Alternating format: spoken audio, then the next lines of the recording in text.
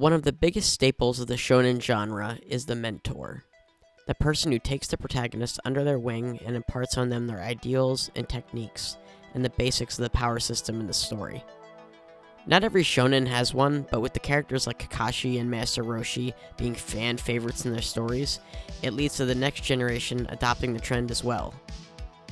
Two of the most popular mentor characters from this generation are All Might from My Hero Academia and Gojo from Jujutsu Kaisen. At a glance, both of these characters are very similar to each other. They are both goofy at a glance but serious when necessary. Both have insane societal impact and all of their actions hold great weight to the world around them. And heck, both of them even have a motif involving their eyes whenever they get serious. But more than anything else, both of these characters share the similarity of being by far the strongest character in the story when we meet them. Their strength influences the characters and story so greatly that it could be called their defining trait.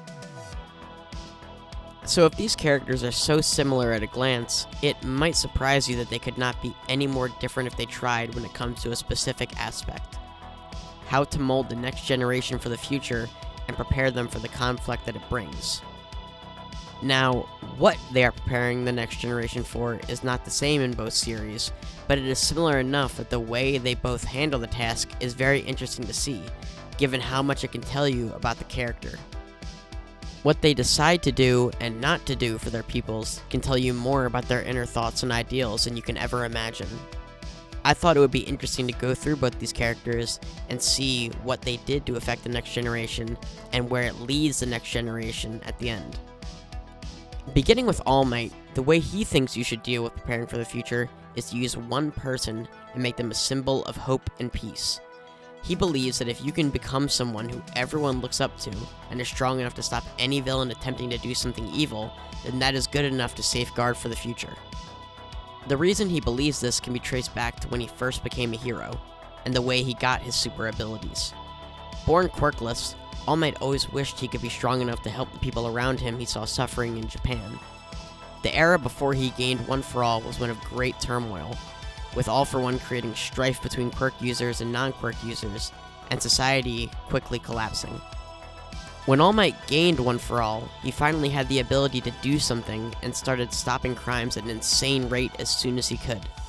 This worked for a time, but as he got older, he realized that he was too weak to continue on as the number one hero, and he needed to find a successor to impart One for All onto.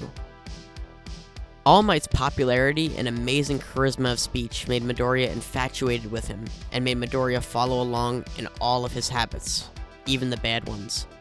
All Might imparted the feeling of being the strongest means you have to do all you can as much as you can so that evil doesn't even have the chance to rise up while you are there. All Might doesn't think that the other heroes are lesser than him, he respects them. It's just that his self-imposed belief that being the strongest means an inherent responsibility to do all the work you can hurts him in the long run. Many times he goes overboard and does more than he should because of this mindset, and Midoriya follows along in that bad trait, hurting himself as well. On the other end of the spectrum, Satoru Gojo, being one of the strongest Jujutsu sorcerers in Jujutsu Kaisen, is put into a similar position as All Might in My Hero Academia.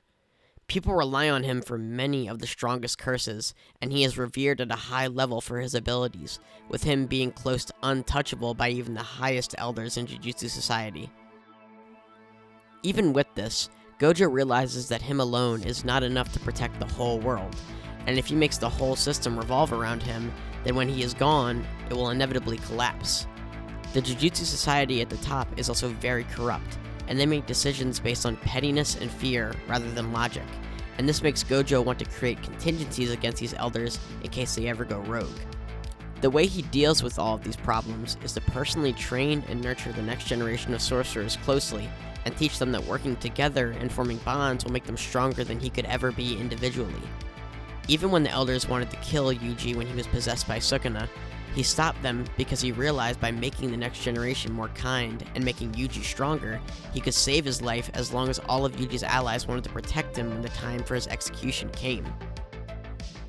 Satoru still takes on missions and helps, but by throwing his pupils into the fire and teaching them to rely on themselves and close allies, he doesn't have to worry as much in case something happens to him. Both of these ideals lead the stories to very different places once Gojo and All Might go out of commission for various reasons. Once All Might loses his control over One For All and is forced into retirement, the Japanese society begins to collapse at a rapid rate. Due to him being the pillar that he was, all the villains now feel emboldened to commit more crime, being free of his wrath. The domino effect leads to Midoriya becoming even more self-sacrificing and going down his own dark path, hurting himself and isolating to the point of not even being close to the person he once was. If All Might had been able to teach Midoriya more about relying on allies and not being so down on himself for every mistake he makes, he might have not needed to go down the dark path he did, and learn the lessons in a positive way instead of hurting himself. Gojo is the exact opposite. Because of the fact he taught his students how to deal with life without him, when he is sealed away indefinitely by curses, they don't panic and work together trying to keep Japan safe. They are not as strong as he is, but the shared goal of saving him and caring for each other leads them to all having a better shot of surviving the war they were shoved into. It also made all of his people stronger because he threw them into this fire, so they don't feel unequipped fighting all the very strong curses they eventually do. I think one of the major reasons for Gojo and All Might having such a different view on how a hero should act is that Gojo was born with his power and All Might was not. All Might felt hopeless for so long seeing people hurt and having nothing he could do to stop it. But Gojo was born with his power and saw how little in the grand scheme of things he could do with it. Even with his power, he saw the higher-ups still were evil and curses still killed people. His power could only do so much. All Might wanted to become a pillar society could hold itself up on, whereas Gojo wanted to change society itself to never have to rely on one person. A society where people working together and large upheavals make the world better. It is still yet to be seen where these two ideals lead the worlds of both stories, but I find it very interesting how two characters that at a glance share so much could not be any more different.